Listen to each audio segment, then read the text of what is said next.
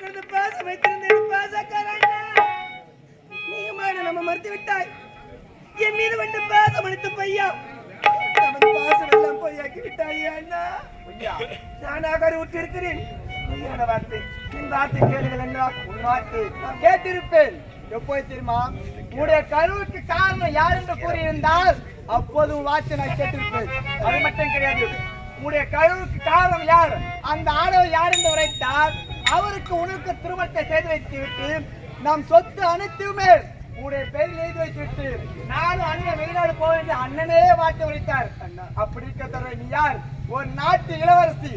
நீயே இப்படியாப்பட்ட தொழிலை செய்திருந்தால் இந்த காரியத்தை பார்த்து நாட்டில் உள்ள பெண்கள் அனைவரும் கற்றுக்கொள்ள மாட்டார்களா?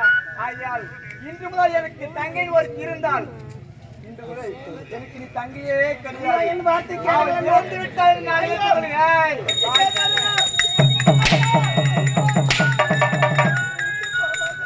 அப்புறம் இந்த நாட்டில் உன்னை பார்த்தேன் என்றால் உன்னை வெற்றி காக்கைக்கும் கழுவுக்கு இறையாக்கிறேன்.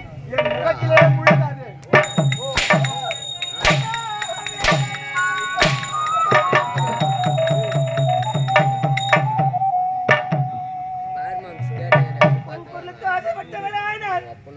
ஐயோ அண்ணா, உங்கள் பாசத்திற்காக வாழ்ந்திருப்பவளாயிற்று அந்த பாவின் மாட்டிக்கு நானே படி சொல்லிட்டு போறீங்களே அண்ணா.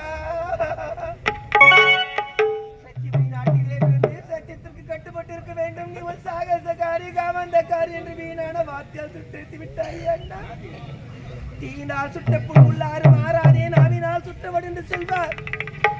ஒரு அடி அடித்தால் சிறு நேரத்தில் வழி அடைந்து மறைந்துவிடும். தீப்பட்ட காயமும் சில காலத்தில் மறைந்து காணாமல் போய் ஒரு சொல் அனுப்பிவிட்டால் உடலில் உயிர் இருக்கும் வரை அவரை பார்க்கின்ற மனிதெல்லாம் ஏசப்படுவா வருவானே என் உள்ளத்தில் ஊடுருவி கொண்டே இருக்குமே அண்ணா.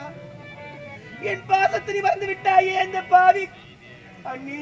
அவள் தாய்க்கு சமமானவள் என்று அவளை மதித்து செல்கிறாயே அண்ணா. என் பாசத்தை யாருமே படித்து கொள்ள மாட்டீரா?